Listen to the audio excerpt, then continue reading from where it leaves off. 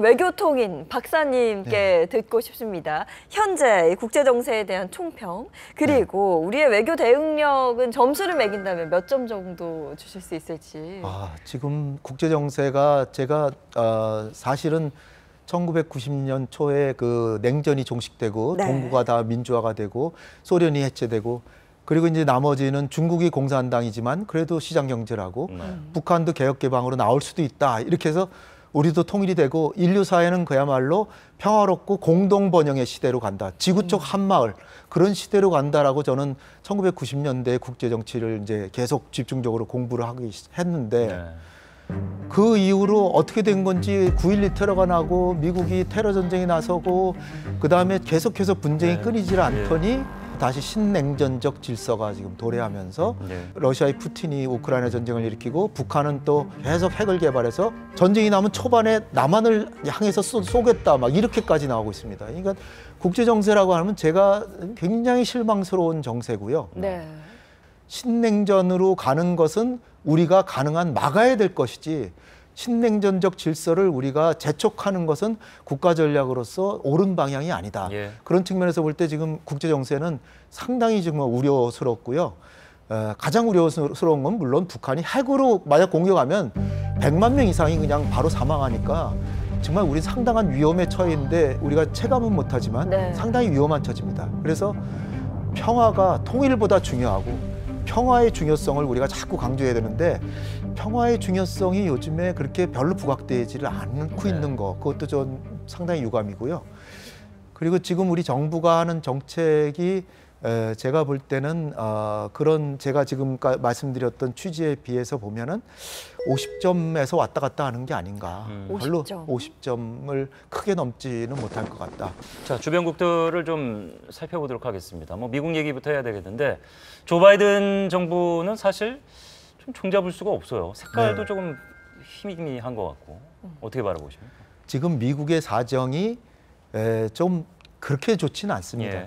물론 아직도 세계에서 유일한 초강대국이지만 중국이 지금 그냥 놔두면 2050년 이전에 중국의 경제력이 확실히 미국을 능가할 것이 분명하기 때문에 지금 미국은 완전히 비상사태를 마음속으로 선언하면서 중국을 견제하기 위해서 모든 총력을 다하고 있는데 자기 혼자의 힘으로 2008년 같으면 혼자 힘으로도 되는데 지금 혼자 힘으로 안 되니까 우크라이나 전쟁을 잘 활용해서 유럽을 끌어들이고 그다음에 동북아에서는 일본과 한국을 끌어들여서 중국을 견제하고 러시아에게 대항하게 만들고 IRA법이라든지 반도체법을 해가지고 삼성전자 하이닉스가 중국에서 자기들 반도체의 40%를 생산하는데 거기에 장비를 새로 들여놓지 못하도록 하고 우리 정부가 지금 미국하고 굉장히 지금 열심히 잘하려고 노력을 하고 있는에도 불구하고 미국은 자기 경제 살리기에 더 바쁘다.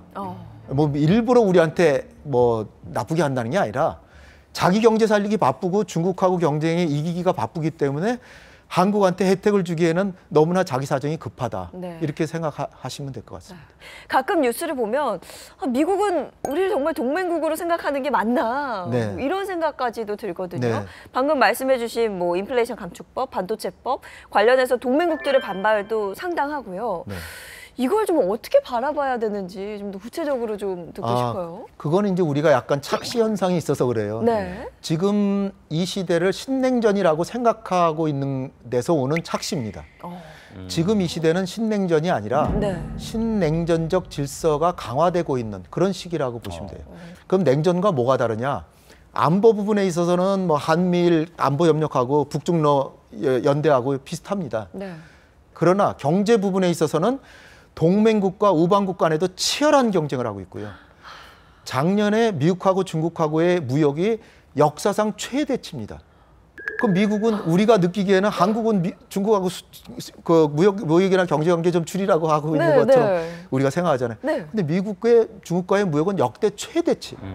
금년에 조금 줄긴 했습니다. 그런데 그 이유는 다름이 아니라 미국의 지도자들이 미국의 물가가 오르면 자기 인기가 떨어지니까 중국에서 수입을 안 할 수가 없는 거예요. 그다음에 또 하나 제일 다른 점이 뭐냐면 협력하지 않으면 안 되는 분야가 여러 가지가 있습니다. 첫 번째로 기후, 그다음에 코로나 같은 팬데믹, 병, 전염병, 그것뿐 아니라 테러 방지도 해야죠. 그다음에 대량 살상 무기 확산 방지 이런 거 해야죠. 그러니까 미국하고 중국도 반드시 협력해야 될 부분이 있고 그 부분에선 다 하고 있거든요. 그러니까 우리가 착각해서 신냉전이다 그래가지고 우리가 미국 대신 중국이나 러시아하고 대항해주면 미국이나 일본이 우리한테 굉장히 한국이 우리를 위해 싸워주니까 네. 뭐라도 혜택을 줘야 되겠다 이렇게 생각하다는 큰 코 다친다는 거죠. 저는 그 결과론일지 모르겠습니다만 그 미국이 이제 트럼프 대통령이 미국은 이제 4년 중임제이기 때문에 네. 다시 내년에 또 이제 리턴 매치가 있을 것 같은데 네. 이게 코로나가 없었으면 사실 트럼프의 연임이 가능했다고 저는 보는 사람 중에 하나거든요. 네. 내년에 다시 트럼프가 될 가능성이 굉장히 좀 높아 보이는데 현 시점에서는 지금 인기가 엄청나더라고요. 미국에서 벌써. 코로나가 없었다면 트럼프가 이겼을 가능성이 크죠. 그렇습니다. 근데 코로나 정책을 워낙 잘못했고 그런데 어쨌든 간에 지금 바이든 인기 지금 미국인들이 자기들 마음대로 선출한다 그러면 바이든이나 트럼프 둘 다 선출하고 싶어 하지 않아요. 근데 뭐 이제 그렇지만 대안이 없잖아요. 대안이 없어서 대안이 없고 민주당에서는 거의 뭐 현직 대통령 나오는 걸 말릴 사람이 아무도 없고 만약 트럼프가 나오면 지금 당장에 오늘 선거한다 그러면 트럼프가 될 가능성이 더 큰 상황이기 때문에 트럼프가 된다 그러면 이제 우리도 상당한 영향을 받을 수도 있다.